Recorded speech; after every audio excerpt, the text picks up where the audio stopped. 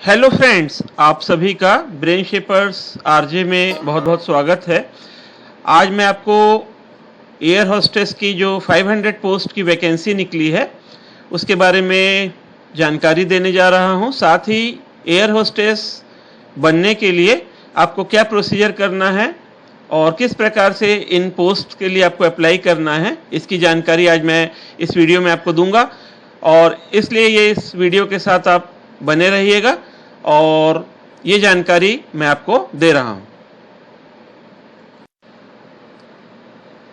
तो ये जो पोस्ट निकली हैं इसके लिए जो क्वालिफिकेशन मांगा गया है वो खाली 10+2 यानी आपको 12th पास होना चाहिए। इसके अतिरिक्त कोई भी अन्य योग्यता आपसे नहीं मांगी गई है। तो ध्यान दीजिएगा, जो गर्ल्स 10+2 12th पास हो गई हैं उसके लिए ये एयर इंडिया की 500 पोस्ट की वैकेंसी निकली है, जिसकी जानकारी मैं आपको इस वीडियो में देने जा रहा हूं। साथ ही एयर होस्टेस के कार्य के संबंध में अन्य जानकारियां भी आपको इस वीडियो में मिलेंगी। तो देखिएगा, इस वीडियो में आपको ये सभी जानकारी मैं आपको दूंगा। तो इस पोस्ट के लिए जो एलिजिबिलिटी मांगी गई है गर्ल्स के लिए, वो पहली बात तो जैसे मैंने आपको भी बतलाया था कि 12th पास होना चाहिए। दूसरी बात है एज जो है वो 17 to 26 ईयर्स के बीच होना चाहिए, 17 से 26 वर्ष के बीच। फिर आपकी जो हाइट है वो 157 सेंटीमीटर या उससे अधिक होना चाहिए। अगर आपको इसमें कैलकुलेशन करना हो तो ये हो जाएगा लगभग 5 फुट 2 इंच, 5 फीट 2 इंचेस, ये हाइट मिनिमम होना चाहिए। फिर फोर्थ रिक्वायरमेंट या एलिजिबिलिटी जो मांग रहे हैं वो है फ्लुएंसी इन इंग्लिश और required foreign language and Hindi. तो मुख्य बात यह है कि आपको इंग्लिश और हिंदी बोलने में फ्लुएंसी होना चाहिए। फिर नंबर 5, प्रेफरेंस जो दिया जाएगा इसमें वो अविवाहित गर्ल्स को, अनमैरिड गर्ल्स को। लेकिन अगर कोई मैरिड वुमेन भी अप्लाई करती है और वो योग्य पाई जाती है तो भी जॉब जो है वो गेट कर सकती है, पा सकती है। फिर 6 है उसकी आई साइट, आंखें, गुड आई साइट होना चाहिए। और अगर बाकी चीज़ें वो फुलफिल कर रही है गर्ल और योग्यता में और बाकी चीज़ों में अगर वो संतुष्ट कर पा रही है सिलेक्शन करने वालों को, तो उनको कॉन्टैक्ट लेंस लगाने की अनुमति दी जाएगी। वो अलाउ किया जाएगा कि कॉन्टैक्ट लेंस लगा करके काम करें, लेकिन चश्मे का उपयोग करने की अनुमति इस कार्य में नहीं है। तो देखिएगा, फिर से एक बार दोहरा देता हूं। 12th pass, age 17 to 26, height 157 centimetre, fluency in English and Hindi, preference to unmarried, good eye sight, contact lens may be allowed but no spectacles. इसके अलावा जो नंबर 7 में है वो है good pleasing caring personality with a sense of responsibility for her duties. मतलब आपका जो व्यक्तित्व है वो सौम्य, शालीन और हंसमुख होना चाहिए और आपको आपके उत्तरदायित्व, ड्यूटीज के प्रति जो जवाबदारी है उसकी समझ होना चाहिए। फिर number 8, good stamina and willingness to work for long hours during flight. Flight के दौरान, क्योंकि कई घंटों की उड़ान होती है, फ्लाइट लंबी होती है, तो आपको उस लंबी जर्नी में आपका स्टेमिना बना रहना चाहिए और कार्य करने की इच्छा शक्ति बनी रहना चाहिए। फिर नंबर 9 है helping and friendly attitude for other crew members of the flight team. आपके साथ जो फ्लाइट टीम में जो दूसरे साथी आपके हैं उनके साथ आपका व्यवहार जो है वो फ्रेंडली होना चाहिए और हेल्पिंग होना चाहिए।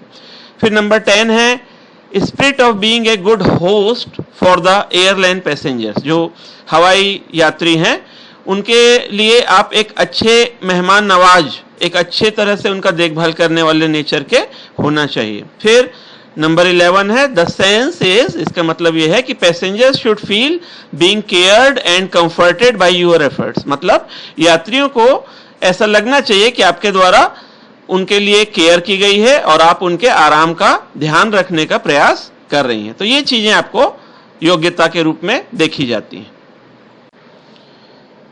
अब देखिएगा कि एयर होस्टेस के रूप में आपकी ड्यूटीज क्या क्या होती हैं। तो सबसे पहली बात तो यह है कि greet passengers at boarding and exit, means जो हवाई यात्री हैं वो जब हवाई जहाज पे आते हैं तो उनको विश कीजिए, उन्हें ग्रीट कीजिए और जाते समय भी यही कार्य आपको करना है। Second, show passengers their seats, हवाई यात्रियों को उनकी निर्धारित सीट्स आपको दिखलानी है।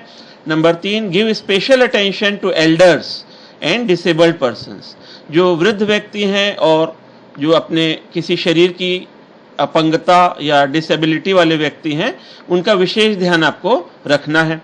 नंबर 4 है सर्व मील्स एंड रिफ्रेशमेंट्स, भोजन और अन्य रिफ्रेशमेंट के सामान जो हैं वो आपको हवाई यात्रियों को खाने और पीने के लिए सर्व करना है।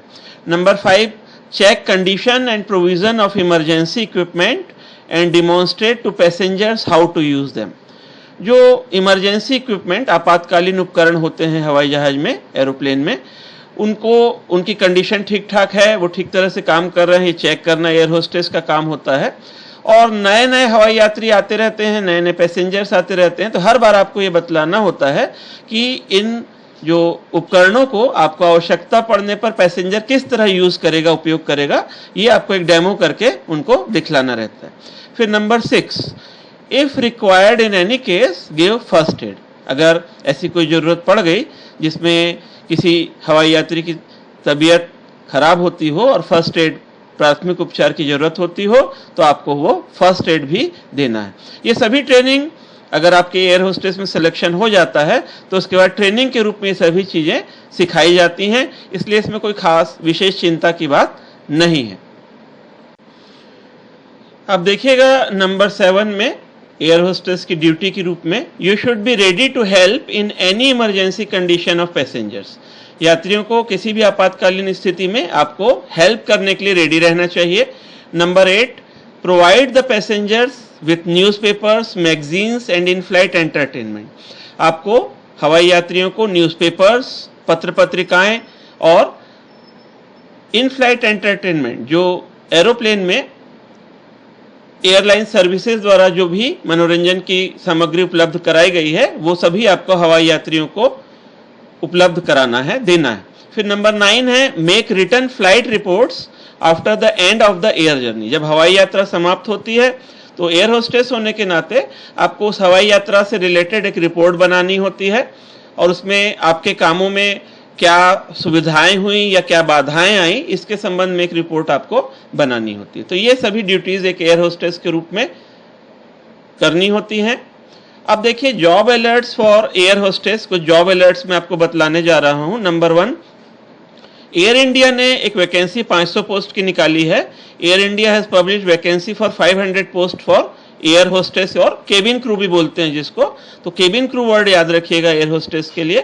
तो go to air India recruitment portal, air India के रिक्रूटमेंट पोर्टल पर आप जाइएगा और देखिएगा, इसमें मैंने डाल भी दिया है, ये ई रिक्रूटमेंट पोर्टल है।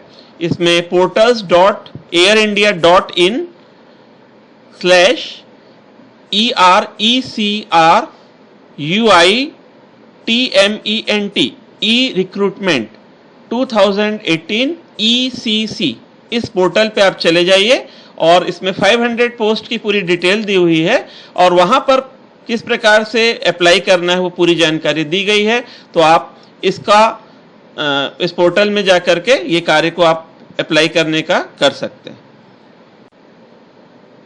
तो ये जो 500 पोस्ट है, इसमें से 450 वैकेंसी जो है वो नॉर्दर्न रीजन के लिए, उनका जो नॉर्दर्न रीजन है इंडियन एयरलाइंस का, उसकी है, और 50 वैकेंसी वेस्टर्न रीजन जो कि बॉम्बे में लोकेट होता है वहाँ के लिए हैं। तो आप इसको अप्लाई कर सकते हैं।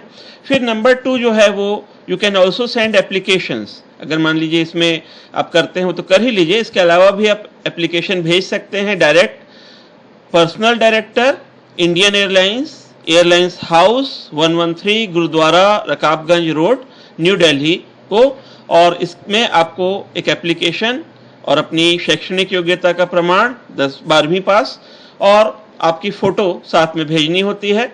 जब कभी भी वैकेंसी वहाँ क्रिएट होती है और आपका एप्लीकेशन उनको चुनाव योग्य लगता है, इंटरव्यू योग्य लगता है, तो वो आपको अवश्य ही सूचित करते हैं, आपको बुलाते हैं। अब इसके अलावा नंबर 3 जो है वो है many airlines publishes vacancy for air hostess post. बहुत सारी एयरलाइंस जो है वो समय समय पर एयर होस्टेस पोस्ट के लिए वैकेंसी निकालती हैं। तो be in touch of such advertisement, ऐसे एडवर्टाइजमेंट को देखते रहिए, उनके टच में रहिए, और जैसे ही आपको ऐसा कोई एडवर्टाइजमेंट दिखता है तो आप पूरे कॉन्फिडेंस के साथ अप्लाई कर दीजिए और आपको जरूर ही सक्सेस मिलेगी। तो ये मैंने आपको एयर होस्टेस की पोस्ट के लिए जानकारी दी। आप ब्रेन शेपर्स आरजे को सब्सक्राइब जरूर कर लीजिए, क्योंकि आगे भी आपको इसी प्रकार की वैकेंसी से रिलेटेड और नए नए कैरियर पोस्ट से रिलेटेड जानकारी मिलती रहेगी। Thank you very much.